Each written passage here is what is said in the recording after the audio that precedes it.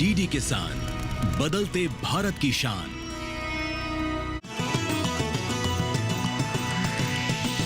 DD किसान, बदलते भारत की शान।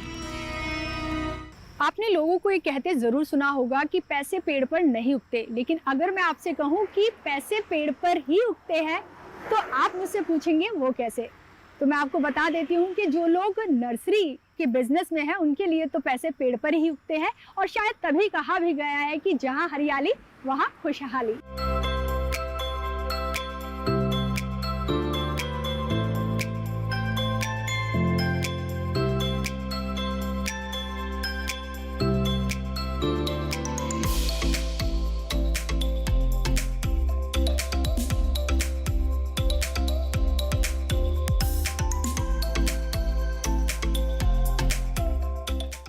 नमस्कार, आप सभी का स्वागत है हमारे प्रोग्राम कृषि स्टार्टअप में। कृषि स्टार्टअप के सफर में आज हम आपको लेकर जा रहे हैं दिल्ली के अलीपुर में, जहां हम आपकी मुलाकात कराएंगे एंटरप्रेन्योर पुनीत सैनी से, जो कि चला रहे हैं एक नर्सरी। तो बिना देर किए आपको चलना होगा हमारे साथ, तो चलिए।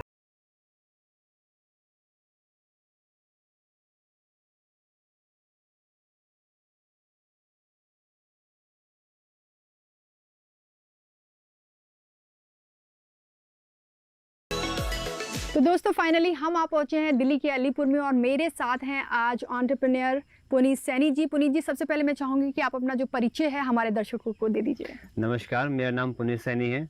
मैं गौतम नगर दिल्ली में रहता हूं, और हिरन की न्यू दिल्ली 36 में मेरी अपनी नर्सरी है, जहां पे हमारे पास ऑल टाइप प्लांट्स, जिसमें fruits plant, indoor plant, outdoor plants, काफ़ी टाइप की वैरायटीज़ हमारे पास मिलती हैं। जी, तो सैनी जी, आपने कहा कि आपकी अपनी नर्सरी है, और कहा भी जाता है कि पेड़ लगाओ धरती बचाओ। जी। तो बहुत अच्छा काम आप कर रहे हैं। नर्सरी का जो प्रोफेशन है आपने चूज़ किया है, तो कब और कैसे सफ़र की शुरुआत हुई? मैम, वैसे तो ये हमारा जो वर्क था बाय बर्थ ही है, मतलब फादर के टाइम से ही स्टार्ट करते आ रहे हैं, बट ये अभी रिसेंटली लास्ट 3 या 4 इयर्स पहले ही स्टार्ट किया था। जी। मतलब घर से एक स्टार्टअप किया था, बस उसके बाद करते करते सेटअप जो है काफ़ी बड़ा कर दिया हमने। तो काफ़ी बड़ा स्टार्टअप आप कह रहे हैं आपने कर दिया, और आपने ये भी बताया साथ में कि जो आपके फादर हैं वो भी यही करते थे। तो उस टाइम पे, क्योंकि आप बच्चे रहे होंगे या आपने बढ़ते हुए देखा होगा, क्योंकि फादर की नर्सरी थी उस टाइम में और आज के टाइम में, जो नर्सरी का जो बिज़नेस है उसमें क्या तब्दीलियाँ आई हैं आपके हिसाब से? आपका नज़रिया क्या है? मैम देखो, नर्सरी का क्या है कि हमने इतना पुराना तो नहीं है, हमारा एग्रीकल्चर से था जो बेसिकली था, तो ये तो हमने मूव ऑन किया है कि नर्सरी वाले प्लांटों को रिकवर किया है दोबारा से। उससे पहले जो था हमारा वो सारा एग्रीकल्चर का ही था, वेजिटेबल्स वगैरह का, इन सब का बिजनेस था हमारा।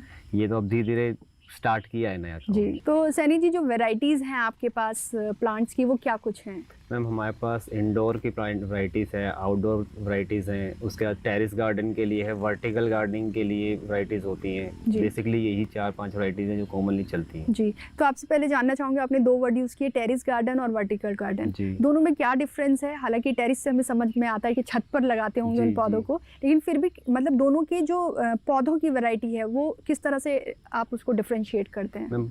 टेरेस गार्डन में जो होता है वो मतलब कि ऐसा होता है जो सन से डायरेक्ट सन वाले प्लांट होते हैं, सन में चलने वाले।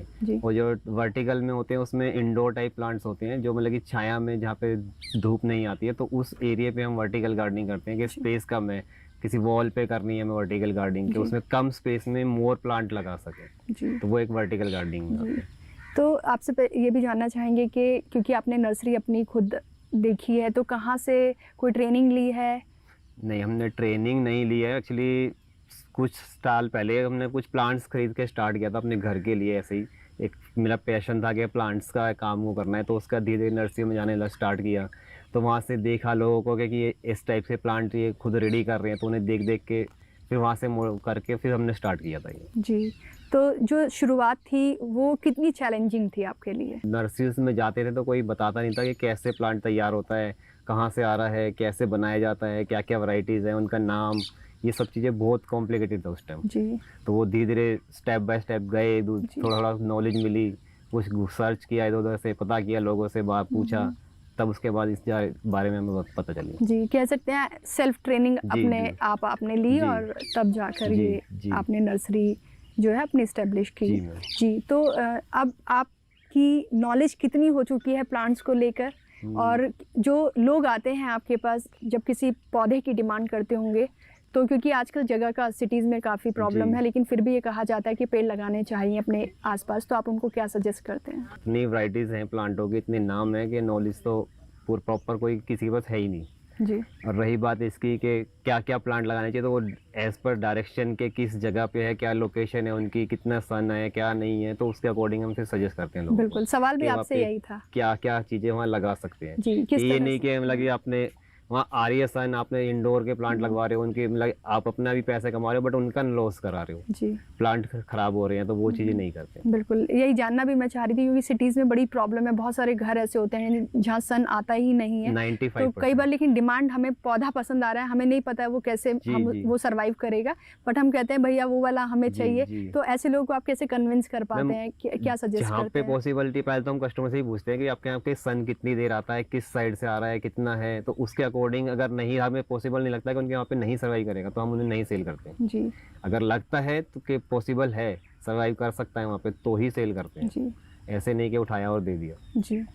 तो कभी कभी कुछ ऐसा एक्सपीरियंस भी हुआ है कि सामने वाले ने डिमांड की हो, आपने कहा हो कि आपके लिए ये वाला नहीं, ये वाला प्लांट होगा, तो कभी ऐसी सिचुएशन आई है मैम, कि? बहुत आई है ऐसी, जी, दिल्ली तो जैसी जगह पे तो बहुत ज़्यादा आई है। जी, तो Mostly कैसे ऐसा हैंडल काफ़ी करते होता हैं है। इस तरह की उन्हें सिचुएशंस मैम फिर को? सजेस्ट किया जाता है कि आप ये मत लेके जाओ कि इसमें आपका ही लॉस होगा, हमारा कुछ नहीं होगा, हम तो मान दे जाते देंगे। हैं बात को? मान जाते हैं मैम। तो जो नर्सरी का एरिया है वो कितना है अभी आपका? अभी यहाँ पे जो है ऑलमोस्ट 4-4.5 एकड़ है। जी, तो सनी जी, आपने कहा आपको 4 साल से ज़्यादा हो गए नर्सरी चलाते चलाते, तो इन 4 सालों में आपका जो नर्सरी को लेके नज़रिया बना है, किस तरह का बिजनेस है ये? क्या एक प्रॉफिटेबल बिजनेस है, क्या मानते हैं?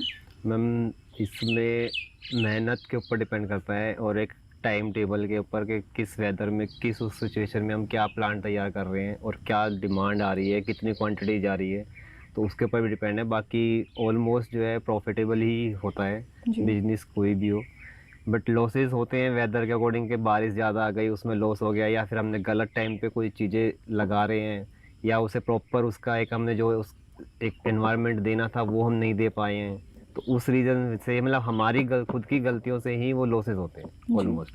बाकी वैसे ऐसा कुछ नहीं है कि लॉसेस ज़्यादा होते हैं, लॉसेस ज़्यादा नहीं होते हैं जी, अगर तरीके से काम तरीके से किया किया तो। जाए। मतलब एक सिस्टम होता है कि उस प्लांट को इतना टेम्परेचर चाहिए, कितना सन चाहिए, उस डायरेक्शन के अंदर जाके ही वो उसमें रूट्स डेवलप होंगी, और हम उसे ओपन एरिया में लगाएंगे तो उसमें क्या है, उसमें लॉसेस ही होने हैं। तो क्योंकि अभी 4 ही साल हुए हैं आपके इस स्टार्टअप को, तो इससे पहले आप किसी जॉब में थे या कुछ और बिजनेस में नहीं, थे? इससे पहले मेरा जॉब था एक्चुअली, काफ़ी से सारी चीज़ें चेंज हुई थी मेरे साथ। पहले इससे पहले मैं आईटी में था, कंप्यूटर में वेब डिज़ाइनिंग करता था मैं। जी।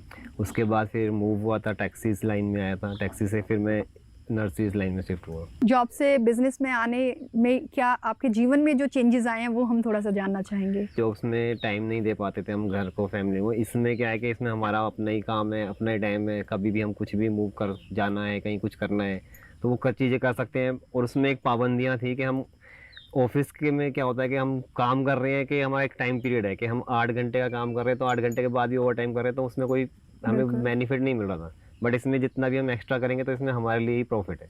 तो क्योंकि मैंने शुरू में आपसे जब चैलेंजेस पूछे थे तो आपने बोला था सबसे बड़ा चैलेंज तो क्योंकि आपकी कोई ट्रेनिंग नहीं थी और आप इस फील्ड से नहीं थे, वो था। साथ ही साथ फाइनेंशियल की अगर मैं बात करूँ तो वो भी कुछ एक क्राइसिस था, या आपने कोई गवर्नमेंट सहायता ली या कुछ ट्राई किया? नहीं, अभी तक तो ऐसा कुछ नहीं है। मतलब जो भी जितना भी यहाँ पे मनी लगाया सारा मेरा खुद का ही है। बाकी स्टार्टअप है तो थोड़ा कर रहे हैं, जैसे कुछ सेल हो रही है, कुछ आता है, फिर रिटर्न इसी में इन्वेस्ट कर रहे हैं, तो इस टाइप से कुछ फादर की तरफ से वहाँ से थोड़ी हेल्प मिल जाती है।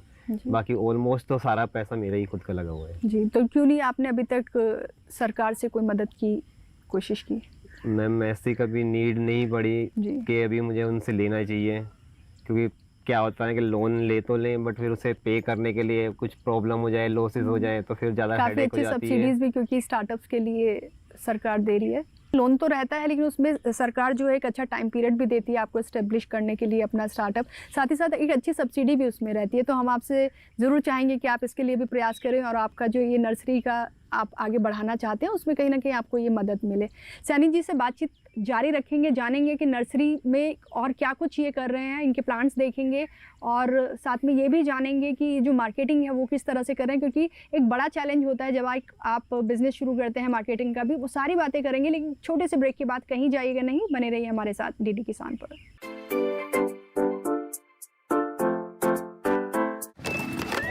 कब तक लंबी लाइनों में उम्र बिताइएगा? डिजिटल पेमेंट अपनाइए, चुटकी में हल पाइए।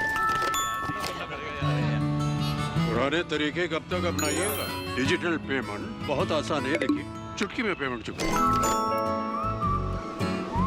बटुआ ढूंढ रहे हैं? डिजिटल पेमेंट अपनाइए, कभी भी कहीं भी और सुरक्षित। हमने तो इन्हें डिजिटल पेमेंट करना सिखा दिया है। आपने? आरबीआई कहता है कि डिजिटल पेमेंट अपनाओ, औरों को भी सिखाओ।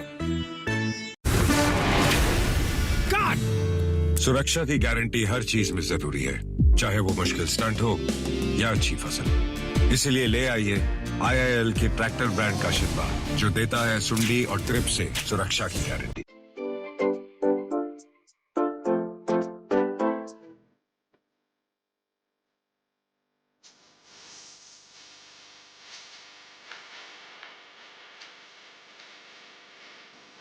Welcome back to our show कृषि स्टार्टअप। कृषि स्टार्टअप में आज है मेरे साथ एंटरप्रेन्योर पुनीत सैनी जी। तो पुनीत जी, आप नर्सरी चला रहे हैं, तो ये सवाल पूछना आपसे लाजमी होता है कि जब एक नर्सरी चलाने के लिए जो बेसिक रिक्वायरमेंट है वो क्या कुछ होती है? मैम, यहाँ की जो सॉइल थी वो बेटर थी, हमने चेक की थी। एक तो मतलब होता है कि जिस लैंड पे हम काम कर रहे हैं तो उस लैंड में पानी का स्टेबिलिटी कितनी है, तो यहाँ की स्टेबिलिटी ठीक थी। यहाँ पे मतलब बारिश है या कुछ पानी का है तो पानी जो है जल्दी से ड्राई हो जाता था। दूसरा, यहाँ पे सॉइल भी अच्छा है, कंपोज अच्छा मिल जाता है, और बहुत सारी मतलब लेबर की चीज़ें, लेबर की प्रॉब्लम होती थी, लेबर भी या ईज़िली यहाँ मिल जाती है कि हमें कैसे काम कराना है। बाकी लेबर को गाइडलाइंस सारा हम ही करते हैं कि क्या क्या करवाना है, कैसे करना है। साथ में यहाँ की सॉइल के साथ हमें और सारी चीज़ें होती हैं, जैसे पॉली बैग्स वगैरह फिल करानी होती है, पॉली बैग को सेटल कराना होता है कि कहाँ हमें रखनी है। उसके साथ हमें प्लांट के जो बात करें तो प्लांट में हमें क्या प्लांट हमें तैयार करना है, तो उसके लिए हमें पास मदर प्लांट होना कंपलसरी है। मदर से हमें कटिंग करके तब उसके बाद हम प्लांट ग्रो करते हैं। जी, तो सनी जी, आपने कहा मिट्टी अच्छी होनी चाहिए। जब हम अच्छी कहते हैं तो अच्छी से क्या मतलब है, उसका क्या कॉम्पोजिशन होना चाहिए उस मिट्टी का? मिट्टी ना एक्चुअली 3 टाइप की मिट्टी होती है, एक एक्लाइन, एक डिक्लाइन और एक रेतीले टाइप की मिट्टी होती है। तो यहाँ की जो मिट्टी है वो रेतीले टाइप की मिट्टी है, मतलब यहाँ पे पानी की स्टेबिलिटी कम है। मतलब बारिश आए या फिर वैसे बारिश नॉर्मल टाइमों में ना पानी रुकता नहीं है यहाँ पे। तो मेन मिट्टी का पर्पस हमारा वही है कि मतलब पानी रुके ना उस लैंड में। जी, बेसिकली यही चीज़ है। और पानी की भी आपने बात की। पानी का भी यहाँ पे अच्छा है, पानी का लेवल ठीक है, यहाँ पे पानी भी साफ़ है।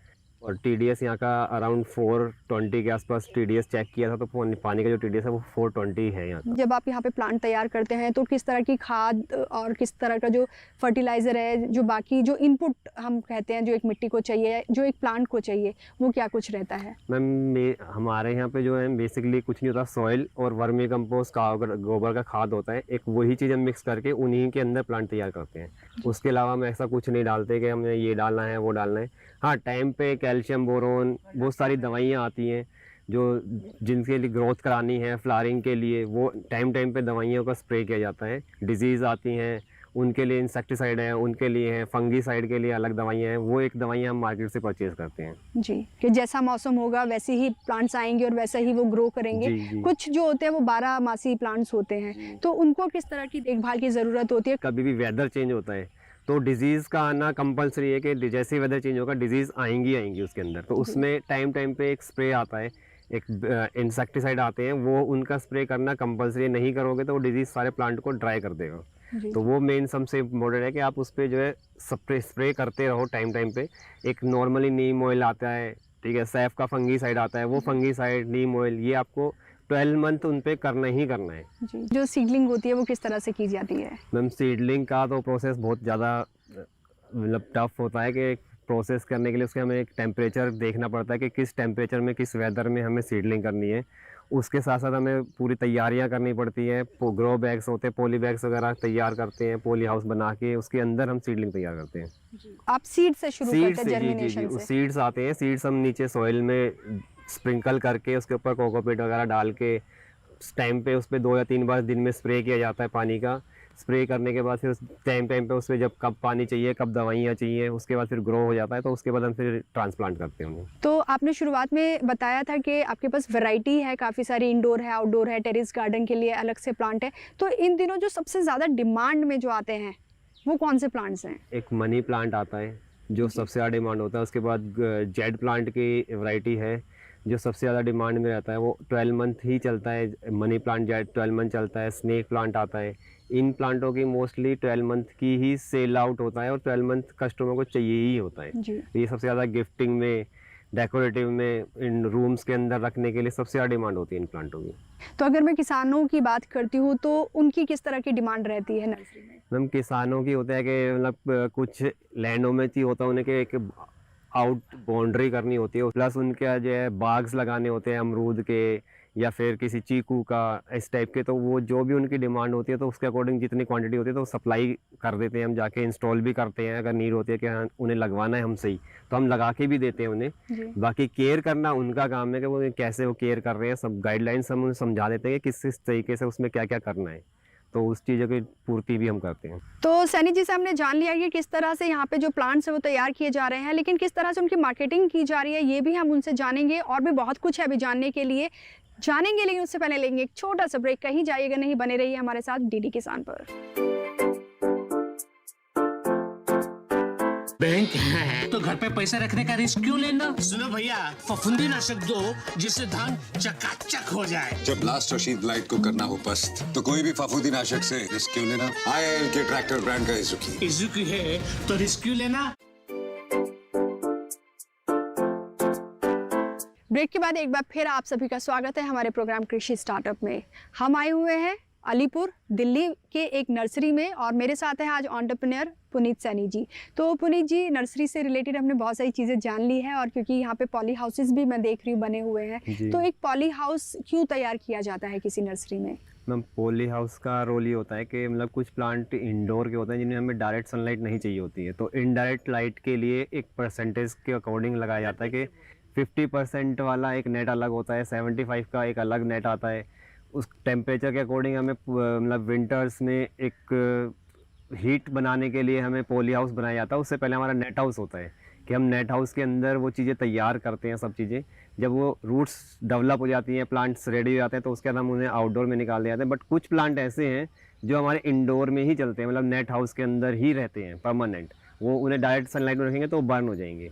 तो इसलिए हमारा पॉली हाउस और नेट हाउस लगाना मोस्ट इम्पॉर्टेंट होता है कि हमें वो लगाना ही लगाना है। आपसे ये बेसिक सवाल मैं इसलिए कर रही हूँ क्योंकि आपने शुरुआत में कहा था आपको बहुत मशक्क़त करनी पड़ी थी जानकारी जुटाने के लिए। तो हमारे जितने भी दर्शक हैं जो सोचते हैं उनको भी नर्सरी लगानी है, सटीक जानकारी नहीं ले पा रहे हैं, तो आज आपके माध्यम से हम चाहते हैं कि जो बेसिक चीज़ें हैं नर्सरी स्टार्ट करने की वो उन तक पहुँचे। तो आपने पॉली का हमें बता दिया। और अगर मैं बात करती हूँ, क्योंकि जैसे आपने शुरुआत में बात की थी मदर प्लांट की, तो आपने शुरुआत में जब नर्सरी यहाँ पर इस्टेब्लिश की होगी तो आपने भी कहीं से प्लांट मंगाए होंगे। तो आपने कहाँ से ये प्लांट आप मंगाते हैं, क्योंकि आप एक होलसेलर हैं, अच्छे दाम पे आगे सप्लाई कर रहे हैं, तो आप कहाँ से ये सब प्लांट्स लेते हैं? डिपेंड करता है कि वैरायटीज़ कहाँ की, मतलब बहुत सारी वैरायटीज़ आती हैं। जैसे पुणे की वैरायटी अलग आती है, कलकत्ते की वैरायटी अलग आती है। कुछ वैरायटीज़ मतलब ऐसा नहीं है कि वो प्लांट वहीं पे ही मिलेंगे कि यहाँ नहीं तैयार हो सकते या यहाँ नहीं कर सकते। हम उन प्लांटों को हम ला के अपने मतलब ज़मीन में लगाते हैं, कुछ पोट्स में रेडी करते हैं, उनके मदर में मतलब मदर के प्लांट तैयार करते हैं, फिर उनसे कटिंग करा के फिर हम दुआ से प्रोपगेशन करके दुआ से प्लांट जनरेट करते हैं। तो वो एक मेन इम्पोर्टेंट होता है कि हम कि कहाँ से मंगा रहे हैं और कैसे रेडी कर रहे हैं। मेन वही होता है कि मदर जितने होंगे तो उतने ही हमारे न्यू प्लांट्स हम जनरेट कर पाएंगे उनसे। तो वो आपको बाहर से पैसा देके नहीं मंगाना पड़ेगा, क्योंकि बाहर से हम मंगाएंगे तो हमारे उसमें कार्टेज वगैरह, मतलब प्लांट्स देखो दूर से आते हैं तो उसमें डैमेज भी होगा, और जो डैमेज होता है तो वो सारा कार्टेज भी और डैमेज सब कुछ हमारे ऊपर ही होता है कि वो सारा नुकसान हमारा ही होता है जी। तो इसमें क्या होगा कि हम यहीं रेडी करेंगे तो उसमें हमारे नुकसान कम होगा, प्लांट फ्रेश रहेगा, एक्टिव मतलब अच्छा प्लांट मिलेगा यहाँ पे। आजकल जो एक ट्रेज आती है, मैं यहाँ पर भी देख रही हूँ, आपके इधर भी रखी है, तो इनका क्या कॉन्सेप्ट होता है और क्या जर्मिनेशन में इन ट्रेज का सहारा लिया जाता है? सॉइल एक लिमिटेड एरिया की सॉइल होती है उसके अंदर, तो उसमें प्लांट को हम चाहें तो कुछ काफ़ी टाइम तक उसे होल्ड कर सकते हैं, उसकी ग्रोथ नहीं होगी उसके अंदर जी। सिर्फ एक प्लांट स्टेबल रहेगा उसके अंदर। अगर हम उसी चीज़ को कहीं ज़मीन में या किसी में पॉली बैग में लगाएंगे तो वो क्या होगा कि जल्दी से ग्रो कर जाएगा। तो ट्रे भी हमारी सेल आउट होती हैं जी। तो कुछ उसके लिए, और कुछ अगर स्पेस हमारे पास कम है, अभी हमें नहीं लगाना, हमें 1 महीने बाद मतलब वो प्लांट दोबारा से ट्रांसप्लांट करना है, तो हम फिर ट्रे से निकाल के फिर पॉली बैग के अंदर उसे लगा दिया जाता है जी। और जो ये जो ट्रेज होती है ये प्लास्टिक की होती है, इनका क्या मटेरियल होता है? वो ये PVC ही आती है, मतलब डिस्पोजेबल होती है ये ट्रे जो होती है, मतलब 1 टाइम, मतलब इसमें अलग अलग क्वालिटी आती है कि एक 1 टाइम होती है, एक 2 या 3 टाइम 4 टाइम यूज़ करते हैं। उसके बाद ये मतलब अपना ऑटोमेटिक ख़राब हो जाती है। जी। और क्योंकि जब हम प्लांट्स की बात करते हैं तो जैसा शुरू में हमने कहा कि सारे लोग ज़मीन में तो उगाते नहीं हैं, जी जगह की शॉर्टेज है, तो आजकल पॉट्स में उगाया जाता है। जी। तो जो एक प्लांट होता है उसके लिए कौन से जो पॉट्स हैं, वो जो उनका मटेरियल होता है वो कौन से मिट्टी के अच्छे होते हैं, सिरेमिक अच्छे होते हैं, कौन से प्लांट जो पॉट हैं वो यूज़ करने चाहिए हमें? काफ़ी लोगों की ये होता है क्वेरीज के मतलब हम किस पोर्ट में करें और जी। किस जगह पे कैसे करें। तो मतलब ऐसा हम नहीं कहते कि हम आप इस पोर्ट में करो, बेसिकली एक प्लांट के अकॉर्डिंग कि उसका क्या साइज़ होना चाहिए और कितना हमें रोकना है, क्या ग्रोथ करानी है, तो उसके अकॉर्डिंग पोर्ट्स होना चाहिए। मैटर ये नहीं करता कि आप पीवीसी यूज़ कर रहे हो या सेरामिक यूज़ कर रहे हो या आप लोहे का आप डब्बा लो, डब्बे में लगाओ, उससे मैटर नहीं है, सिर्फ एक पोर्ट होना चाहिए। जी। तो आप हमारे दर्शकों को वो टिप्स दीजिए जो ज़रूरी होते हैं। मेन इंपॉर्टेंट होता है कि प्लांट कस्टमर की डिमांड ये आती है प्रॉब्लम कि प्लांट मर रहे हैं। अब मर क्यों रहे हैं? आधी से ज़्यादा नर्सरीज में यही नहीं पता होता, लोगों को बताते ही नहीं है कि मतलब प्लांट की केयर क्या करनी है। उसकी दो ही केयर होती हैं मेन। आप जब पानी डाल रहे हैं तो उसकी लीफ येलो पड़ के गिर रही है नीचे, तो इसका मतलब आप पानी ओवर वाटरिंग कर रहे हैं, उसके कारण ही आपके प्लांट ख़राब होते हैं। या फिर आपके जो प्लांट की टिप्स हैं वो बर्न हो रही है और येलो पड़ रही हैं, तो उससे आपका प्लांट तब भी हो रहा है, उसमें मतलब आपका पानी कम डाल रहे हो उसके अंदर। तो यही दो मेन जो चीज़ें होती हैं वो दो ही होता है, या तो पानी कम या ज़्यादा की वजह से। और पानी कम क्यों हुआ और ज़्यादा क्या हुआ तो वो लोगों को नहीं पता कि क्यों पानी कम हुआ और कैसे प्लांट कैसे बताएगा। कि प्लांट्स क्या है ना, खुद ही बताता है कि मुझे क्या चाहिए। अब कुछ प्लांट्स की क्या होता है कि जैसे कुछ पत्तियाँ हैं, उनकी पत्तियों पे कलर्स अलग अलग पैचेस आ जाते हैं, तो उसमें प्लांट बताता है कि हमें बोरोन की कमी है, तो उसमें हमें बोरोन का स्प्रे करना चाहिए। मंथ में एक बार आप कोई भी फंगीसाइड लो, फंगीसाइड का स्प्रे करना चाहिए। मतलब यही बेसिक चीज़ें होती हैं जिससे प्लांट को आप मरने से बचा सकते हो। जी, बहुत अच्छी इन्फॉर्मेशन यहाँ हमारे दर्शकों को आपने दे दी है प्लांट्स के बारे में। आप किस तरह से अपने प्लांट्स की मार्केटिंग कर रहे हैं? मैंने मार्केटिंग के लिए अभी तो ऐसा कुछ मतलब ऑनलाइन वगैरह किसी से कुछ हेल्प नहीं ली है, प्रमोशन खुद ही करता हूँ। तो मेरा वहाँ से कुछ मेरे मतलब नर्सरीज वाले जानने पहचानने वाले हैं, तो उनके थ्रू मतलब वहाँ से हमें कांटेक्ट मिलते हैं, सब आ जाते हैं, और बाकी ऑनलाइन से भी हमें काफ़ी कस्टमर मिल जाता है। आपने अपनी वेबसाइट यहाँ पे क्रिएट करके और आप ऑनलाइन जो है अपनी मार्केटिंग कर रहे हैं, तो ये तो बहुत अच्छी बात है। इसीलिए शायद कहा भी जाता है कि जो एजुकेशन है वो कभी खराब नहीं जाती। जी। अच्छा, शुरुआत में एक सवाल मैं जो आपसे जानना चाहती थी वो शायद मैं चूक गई, लेकिन मैं जानना चाहूँगी कि जब आप जॉब से स्टार्टअप में आए थे, खास करके ये नर्सरी के स्टार्टअप में, तब जो आपके फादर थे उनका क्या रिएक्शन था? फादर का रिएक्शन तो मैम बहुत अच्छा नहीं था। जी जी। मतलब काफ़ी गुस्सा करते थे कि शादी नीनी में लगा रहता है, प्लांटों का काम कोई इतने क्या करेगा, ये क्या करेंगे। मतलब फिर भी मैंने काफ़ी हद तक उनकी सुनी, बट करता रहा। बट आज के टाइम ऐसा है कि आज फादर खुद बोलते हैं कि नहीं, जो किया अच्छा ही किया। जी जी। शुरुआत में भी चैलेंजेस इतने ज़्यादा होते हैं और जो मंजिल है वो बहुत दूर नज़र आती है, तो कहीं ना कहीं जो फैमिली है वो चिंतित हो जाती है। जी मैम, वो एक्चुअली बताना कि मेरा मतलब जो जॉब्स कर रहा था मैं जिस टाइम तक, तो उसके बाद शादी हो गई थी। शादी के बाद अब घर का खर्चा चलाने के लिए मनी तो चाहिए होती है, बट मैंने जॉब छोड़ के और मैं घर पे बैठ के कुछ करूँगा तो फादर भी कब तक करेंगे, तो इसलिए उन्हें गुस्सा होता था कि अभी स्टार्ट कर रहा हूँ, तो स्टार्टअप में कुछ उसे चलने के लिए टाइम पीरियड तो चाहिए। ये तो है नहीं कि मैं आज से खोला और सडनली आज ही मेरा स्टार्ट हो जाएगा बिजनेस, तो इसलिए थोड़ा सा गुस्सा होते थे। बट आज की डेट में ठीक है, आज वो खुद बहुत हैप्पी है। तो आपने एक रिस्क लिया लाइफ में, तो इसमें जो आपकी पार्टनर रही उन्होंने कितना सहयोग किया? मैम पार्टनर ने भी बहुत सहयोग किया मेरा। हिरनकी के अंदर मैं अपना खुद का सेटअप यहाँ खुद कर रहा हूँ। बाकी मेरी जो एक नर्सरी और है दिल्ली में, गौतम नगर के अंदर, तो वहाँ पे जो है मेरी वाइफ और फादर हैं, वही उन्हें देखती हैं। वाइफ सारा कुछ टैकल वही करती है वहाँ का। तो देखिए, तो बहुत अच्छी बात है, आपने अपने साथ साथ उनको भी रोजगार दे दिया है। जी मैम। तो अगले 5 साल में क्या फ्यूचर विजन लेके चलते हैं? मैम अगले 5 साल में उम्मीद है कि काफ़ी बड़े लेवल पे काम स्टार्ट करने वाले हम। अभी भी हमारा यहाँ पे होलसेल का काम अभी रिसेंटली स्टार्ट किया है। आगे लैंड और बढ़ाने की कोशिश है हमारी कि जितना ज़्यादा मैक्सिमम हमें लैंड मिल जाए और जितनी ज़्यादा प्लांट्स हम लगा सके और अपनी तरफ से हेल्प कर सके कि प्लांट्स की सप्लाई कर सके, ताकि हर घर में प्लांट्स अवेलेबल होना चाहिए। जी, तो बिल्कुल ये अच्छी बात है कि आप चाहते हैं कि जो हरियाली है वो चारों तरफ दिखे। और इसके अलावा, क्योंकि जैसे मैंने शुरुआत में कहा था, आप जब खुद एक जॉब में थे और आज आप अपने स्टार्टअप में हैं, तो कहीं ना कहीं आप जो रोज़गार है वो आप पैदा कर रहे हैं। जी जी मैम। तो आने वाले सालों में कितने लोगों को रोज़गार देने का इरादा है आपका? मैम आने वाले टाइम में उम्मीद है कि 10 से 15 लोगों को तो एटलीस्ट काम मिल ही जाएगा, कि उन्हें मतलब वो बेरोजगारी से दूर हो जाएंगे। बिल्कुल, ये बहुत अच्छी बात है। और कहते हैं कि जब सबको साथ लेके चला जाता है तभी जो कामयाबी है वो भी आप तक पहुंचती है। जी जी। तो अगर बात की जाए आज आपके मैसेज की हमारे दर्शकों को, क्या मैसेज देना चाहते हैं आप? आज हम यही संदेश देना चाहेंगे अपने देश के नागरिकों को कि वो सभी अपने किसी प्रियजनों के लिए एक प्लांट या एक पेड़ जरूर लगाएं।